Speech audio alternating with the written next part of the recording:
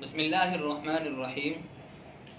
جس طرح قربانی کرنا اہم عبادت ہے، قربانی کے مسائل کا جاننا بھی نہایت اہم ضروری ہے۔ بے شمار قربانی کے ایسے مسائل ہیں کہ اگر ان کو نہ جانیں بعض مرتبہ قربانی بھی ادا نہیں ہوتی، تو قربانی کے لیے چند مسائل کا جاننا ضروری ہے۔ ذو الحج کا مہینہ جب شروع ہوتا ہے تو ذو الحج کے مہینے میں ہم پر چند احکامات لاگو ہو جاتے ہیں۔ اگر ہم ان کی پابندی کریں بہت اجر و ثواب ہے۔ جو ہی ذو الحج کا مہینہ شروع ہوتا ہے تو ہم پر ایک پہلا حکم تو یہ لاگو ہوتا ہے کہ ہم ذو الحج کے روزے رکھیں۔ ذو الحج کے شروع کے جو روزے ہیں، پہلے عشرے کے روزے بڑی اہمیت کے حامل روزے ہیں۔ اگر کسی نے ایک دن کا روزہ بھی رکھا تو اس کا مطلب اس نے ایک سال کے روزے رکھے ہیں، اور جس نے 9 ذی الحج کا روزہ رکھا تو اس کا مطلب اس نے 2 سال کے روزے رکھے، اس کو 2 سال کے روزوں کا ثواب عطا کیا جائے گا۔ ایک سال گزشتہ کے اور ایک سال آئندہ کے ایک روزے کی وجہ سے اللہ کی رحمت دیکھیے کہ اللہ 2 سال کے روزوں کا ثواب عطا فرما رہے ہیں۔ ذو الحج کے مہینے میں ہم پر ایک حکم یہ بھی لاگو ہوتا ہے کہ جس طرح حج کے ایام میں حاجی حضرات احرام کی حالت میں ناخن اور بال نہیں کاٹتے، ہمیں بھی چاہیے کہ ہم ناخن اور بال نہ کاٹیں۔ مہینہ شروع ہونے سے پہلے ہی ہم ان چیزوں سے فارغ ہو جائیں۔ ذو الحج کے مہینے میں اگر ہم قربانی سے پہلے اگر بال نہ کاٹیں، قربانی کرنے کے بعد بال اور ناخن کاٹیں، تو جس طرح رب کی رحمت احرام باندھ کر رب کے گھر پہنچ کر عبادت کرنے والوں پر برستی ہے، اللہ کی رحمت سے امید ہے کہ ان کے ساتھ مشابہت اختیار کرنے کی وجہ سے اللہ ان پر بھی اپنی رحمت کا نزول فرمائے گا۔ باقی یہ حکم مستحب ہے، کر لیں تو اچھی بات ہے، نہ کریں تو کوئی گناہ نہیں ہے۔ بعض حضرات کے ناخن بڑے ہوئے ہوتے ہیں یا بال بڑے ہوئے ہوتے ہیں، اگر زیر ناف بال کاٹے ہوئے 40 دن سے زیادہ گزر چکے ہیں تو اس کے لیے بہتر یہ ہے کہ وہ کاٹ لے، بلکہ لازم ہے کہ وہ کاٹے۔ اب وہ اس چیز کا انتظار نہ کرے میں قربانی کے بعد کاٹوں گا، نہ کاٹنا مستحب ہے۔ اگر بڑے ہوئے ہوں تو کاٹ دینا ضروری ہے۔ تو اس لیے کہا جاتا ہے ذو الحج کا مہینہ شروع ہونے سے پہلے ان چیزوں سے فارغ ہو جائیں، ناخن کاٹ لیں، بال کاٹ لیں، پھر اس کے بعد قربانی ادا کرنے کے بعد بال کاٹے جائیں۔ باقی ہر صاحب نصاب آدمی پر قربانی لازم ہو جاتی ہے۔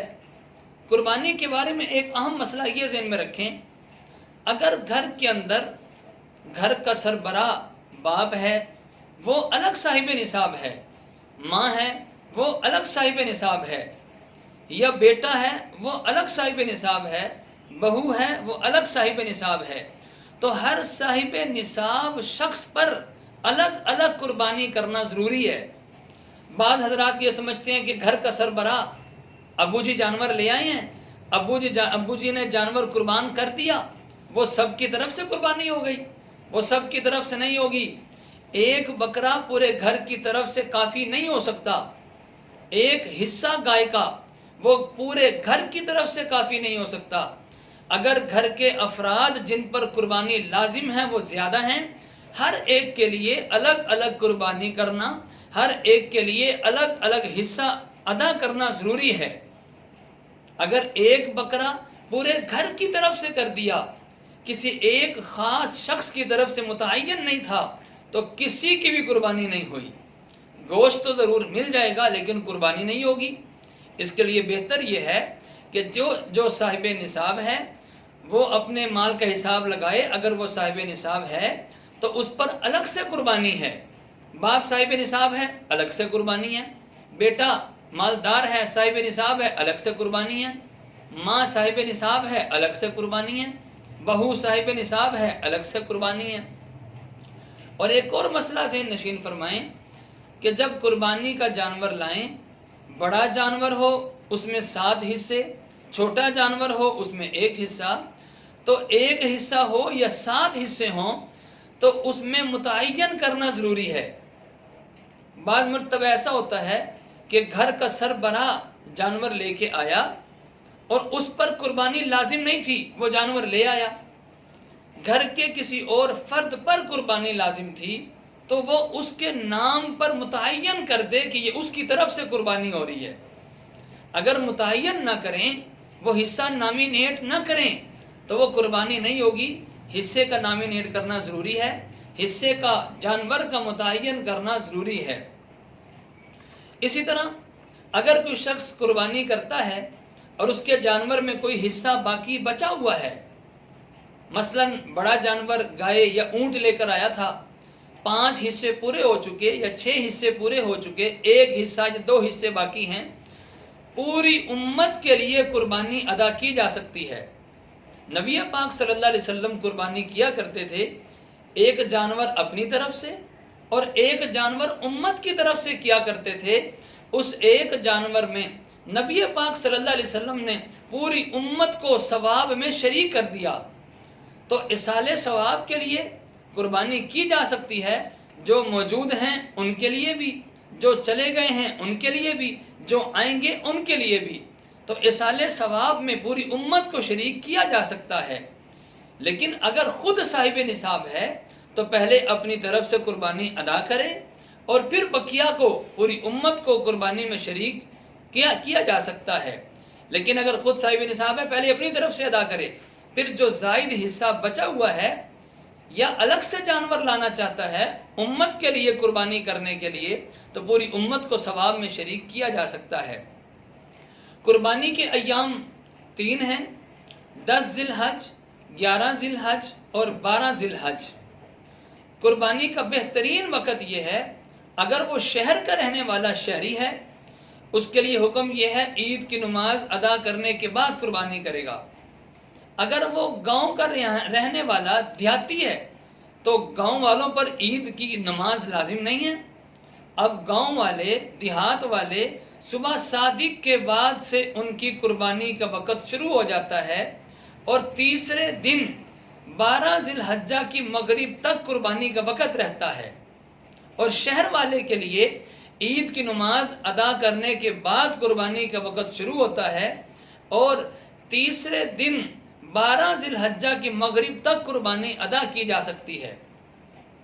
مغرب کے بعد، سورج غروب ہو جانے کے بعد قربانی ہو سکتی ہے یا نہیں ہو سکتی، فقہاء کرام نے اس کو اچھا تو نہیں لکھا کہ بہتر تو نہیں ہے، لیکن اگر کر لیں تو ہو جائے گی۔ وہ قربانی کا وقت ہے، قربانی کے ایام 3 ہیں، تو ان میں راتیں بھی شامل ہیں، دن بھی شامل ہے۔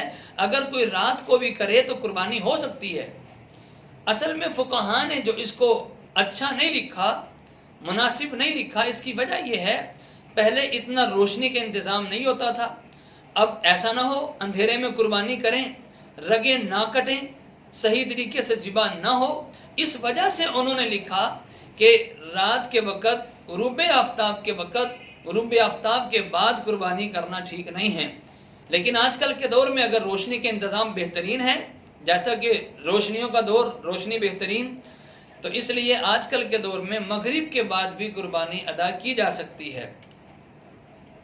باقی جانور میں کتنے افراد شریک ہو سکتے ہیں، کتنے لوگ شریک ہو سکتے ہیں؟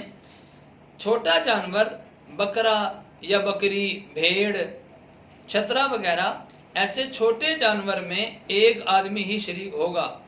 چھوٹا جانور ایک کی طرف سے ہوگا اور بڑا جانور گائے یا اونٹ وغیرہ، اس میں 7 افراد شریک ہو سکتے ہیں۔ مسلم شریف کی حدیث ہے، صحابہ کرام فرماتے ہیں کہ ہم نے قربانی کی، گائے کی بھی کی اور اونٹ کی بھی کی، ہم 7 افراد شریک ہوا کرتے تھے۔ تو 7 افراد سے زیادہ شریک ہو جائیں تو بھی صحیح نہیں ہے۔ باقی اگر کم ہوں تو جو بقیہ حصے بچیں ان کا بھی متعین کرنا ضروری ہے کہ یہ کس کی طرف سے ہے۔ تو چھوٹے جانور میں ایک آدمی، وہ ایک جانور ایک ہی کی طرف سے ہوگا، اور بڑا جانور گائے یا اونٹ وغیرہ وہ 7 کی طرف سے ادا ہو سکتا ہے۔ قربانی کے جانور 4 قسم کے جانور ہیں۔ نمبر 1 بکرا، اور نمبر 2 بھیڑ، اور نمبر 3 گائے، اور نمبر 4 اونٹ۔ ان کے مذکر مؤنث ملائیں تو 8 قسم کے بن جاتے ہیں۔ جس کو اللہ رب العزت نے قرآن پاک میں ارشاد فرمایا کہ ثمانیت ازواج، یہ 8 قسم کے جانور ہیں، جوڑا ملا کر 8 بنتے ہیں، مذکر مؤنث ملائیں تو 8 بنتے ہیں۔ تو ان جانوروں کی قربانی ہو سکتی ہے۔ گھوڑے کی قربانی جائز نہیں ہے، مرغے کی قربانی جائز نہیں ہے، نیل گائے جس کو ہماری زبان میں گائے کا لفظ تو بول دیا جاتا ہے لیکن اس پر گائے کی شرط فٹ نہیں آتی، اس وجہ سے نیل گائے کی قربانی بھی جائز نہیں ہے۔ تو ان 4 جانوروں کی قربانی کر سکتے ہیں۔ اور ان 4 جانوروں کی عمر کتنی ہونی چاہیے؟ چھوٹا جانور بکرا، بکری، بھیڑ، ان کی عمر کم از کم 1 سال ہو۔ 1 سال سے کم ہو تو قربانی نہیں ہوگی، اگر 1 سال سے زیادہ ہوں پھر تو ہو سکتی ہے، 1 سال سے کم پر نہیں ہوگی۔ اور گائے اس کی 2 سال ہونا ضروری ہے، اور اونٹ کے لیے 5 سال کا ہونا ضروری ہے۔ بکرا 1 سال سے کم ہو تو قربانی نہیں ہوگی، گائے 2 سال سے کم ہو تو قربانی نہیں ہوگی، اونٹ 5 سال سے کم ہو تو قربانی نہیں ہوگی۔ ہاں، نبی پاک صلی اللہ علیہ وسلم نے فرمایا اگر بھیڑ اتنا پلا ہوا موٹا تازہ ہے کہ وہ 6 مہینے کا بھی دیکھنے میں ایسے لگتا ہے جیسے 1 سال کا ہو تو اس کی قربانی ہو جائے گی۔ اسی طرح قربانی کرنے میں بہتر اور افضل تو یہ ہے کہ جس بندے پر قربانی لازم ہے وہ اپنے ہاتھ سے خود ذبح کرے۔ جانور کا خود ذبح کرنا افضل ہے۔ اگر وہ خود ذبح نہیں کر سکتا، وہ کرنا جانتا نہیں ہے یا اتنی ہمت نہیں ہوتی کہ خود ذبح کرے، تو پھر بہتر یہ ہے کہ جب جانور ذبح ہو رہا ہے وہ قریب کھڑا رہے، پاس ہی رہے، قریب رہے، یہ افضل طریقہ ہے۔ باقی جب جانور ذبح کرنے لگیں تو جانور ذبح کرنے کی دعا کیا ہے؟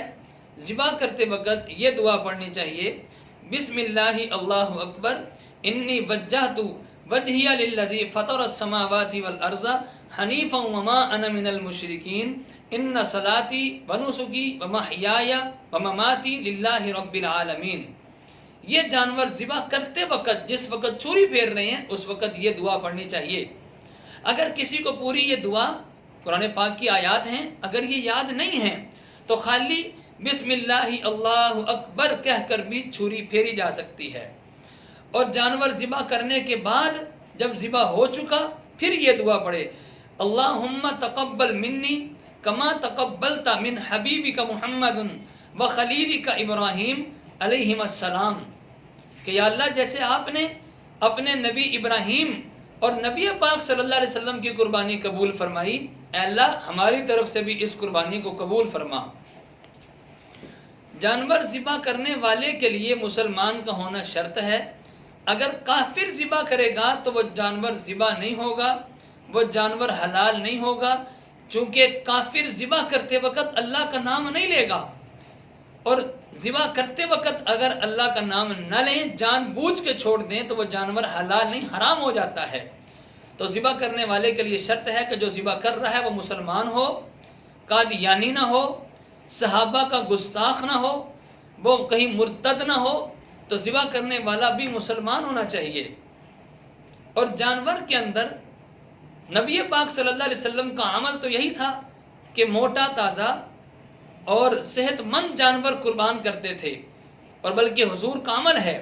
سنن ابن ماجہ، ابو داؤد، مسند احمد ابن حنبل کے اندر یہ حدیث موجود ہے، نبی پاک صلی اللہ علیہ وسلم خصی جانور کی قربانی کرتے تھے، اور بلکہ علماء نے اس کو افضل لکھا ہے کہ حضور نے خصی جانور کی قربانی کی ہے تو خصی جانور کی قربانی کرنا یہ افضل ہے، چونکہ خصی جانور بقیہ جانوروں کی بنسبت موٹا تازہ ہوتا ہے، صحت مند ہوتا ہے۔ اگر کوئی حاجی حج کرنے کے لیے گیا ہے، وہاں پر اگر وہ مسافر ہے پھر تو اس پر قربانی لازم نہیں ہوگی، اس لیے کہ قربانی مسافر پر لازم نہیں ہے، پھر بھی ادا کر لے اس کو ثواب ضرور ملے گا۔ اور اگر حاجی مسافر نہیں، وہاں مقیم ہے، 15 دن سے زیادہ ہے، مقیم ہے، تو پھر اس پر قربانی لازم ہوگی۔ حج کے لیے جو قربانی کرتے ہیں، حج تمتع کی قربانی، حج قران کی قربانی، یہ مسئلہ ذہن میں رکھیے، وہ قربانی حج کی ہوتی ہے۔ جو عید الاضحیٰ کے موقع پر عید کی قربانی ہوتی ہے، حاجی وہ نہیں کرتے، تو وہ اپنے حج کی قربانی کرتے ہیں۔ ہاں اگر وہ صاحب نصاب ہیں، ان کے پاس ضرورت سے زائد سامان موجود ہے، صاحب نصاب ہیں، تو ان پر پھر دوسری قربانی بھی لازم ہے۔ اس کو چاہیے پیچھے گھر والوں کو کہہ دیں کہ ہماری طرف سے قربانی کر دیں، یا وہیں پر حج کی قربانی بھی کرے اور عید الاضحیٰ کی قربانی بھی کرے، اس پر 2 قربانیاں لازم ہوں گی۔ اسی طرح جب جانور ذبح کرنے لگیں تو چند جانور ایسے ہیں کہ جن کی قربانی نہیں ہو سکتی۔ حلال جانوروں میں بھی، گائے، بھیڑ، بکرا، اونٹ وغیرہ میں بھی کچھ ایسے جانور ہیں جو معذور ہو چکے ہیں، ان کے عذر کی وجہ سے ان جانوروں کی قربانی نہیں لگتی۔ جانور کا ٹھیک ہونا، بغیر عیب کا ہونا ضروری ہے۔ عیب دار جانور ہو تو عیب دار جانور کی قربانی نہیں لگتی۔ اگر کوئی ایسا جانور ہے کہ جو لنگڑا ہے، اتنا لنگڑا ہے کہ جو خود چل کر قربان گاہ تک نہیں پہنچ سکتا، اس کو گود میں اٹھا کر لانا پڑتا ہے، تو ایسے جانور کی قربانی جائز نہیں ہے۔ ہاں اگر چلتا ہے، اگرچہ لنگڑا کے چلتا ہے لیکن چل لیتا ہے، تو ایسے جانور کی قربانی ہو جائے گی۔ اسی طرح اگر کسی جانور کے دانت ٹوٹے ہوئے ہیں، گرنے کی وجہ سے دانت ٹوٹ گئے اور اتنے زیادہ ٹوٹ چکے ہیں کہ اس سے اب چارہ بھی نہیں کھایا جاتا، اپنا کھانا نہیں کھا سکتا، اتنے زیادہ ٹوٹ چکے ہیں، تو ایسے جانور کی قربانی نہیں ہوگی۔ ہاں اگر دانت ٹوٹے تو ہیں لیکن سارے نہیں ٹوٹے، چند ٹوٹے ہیں، چارہ پھر بھی کھایا جاتا ہے، تو ایسے جانور کی قربانی ہو جائے گی۔ اسی طرح اگر کوئی جانور لے کر آ رہے تھے، لاتے ہوئے گر پڑا، جس کی وجہ سے اس کا سینگ ٹوٹ گیا، اگر سینگ ٹوٹ گیا تو قربانی ہو جائے گی، لیکن اگر سینگ جڑ سے اکھڑ گیا، بالکل ہی جڑ سے نکل چکا ہے، تو ایسے جانور کی قربانی نہیں ہوگی۔ اسی طرح اگر کسی جانور کی پوری دم کٹ چکی ہے یا تہائی سے زیادہ کٹ چکی ہے، تو ایسے جانور کی بھی قربانی نہیں ہوگی۔ اگر تہائی سے کم کٹی ہے، تھوڑی سی کٹی ہوئی ہے، تہائی سے کم ہو، تو ایسے جانور کی قربانی جائز ہے، ایسے جانور کی قربانی ہو جائے گی۔ اگر گائے یا بھینس وغیرہ یا اونٹنی وغیرہ کی قربانی کرتے ہیں اور اس کے تھن خراب ہیں، سارے ہی خراب ہوں یا ایک ٹھیک ہے 3 خراب ہوں، تو ایسے جانور کی قربانی صحیح نہیں ہے۔ اگر 2 بھی خراب ہوں تو بھی قربانی ٹھیک نہیں ہے۔ ہاں اگر 3 ٹھیک ہیں، 1 خراب ہے، خراب والا تھوڑے ہیں اور صحیح والے تھن زیادہ ہیں، 3 صحیح ہیں 1 خراب ہے، تو قربانی جائز ہے۔ اگر 2 خراب 2 صحیح ہیں، جائز نہیں ہے، یا 3 خراب ہیں تو بھی جائز نہیں ہے، سارے ہی خراب ہوں تو بھی جائز نہیں ہے۔ اسی طرح اگر بکری ہے، بکری کا 1 تھن بھی خراب ہو، تو اس کا مطلب یہ ہوا کہ آدھی خراب آدھی صحیح، تو ایسے جانور کی قربانی بھی صحیح نہیں ہے۔ تو یہ چند عیب دار جانور آپ کے سامنے آپ کو بتلائے کہ ان جانوروں کی قربانی ٹھیک نہیں ہے۔ نبی پاک صلی اللہ علیہ وسلم کا عمل تھا کہ جو بغیر عیب والا جانور، موٹا تازہ صحت مند جانور، ایسے جانور کی قربانی کرتے تھے۔ اللہ سے دعا اللہ تعالی ہم سب کو صحیح سمجھ بھی عطا فرمائے اور صحیح عمل کی توفیق عطا فرمائے۔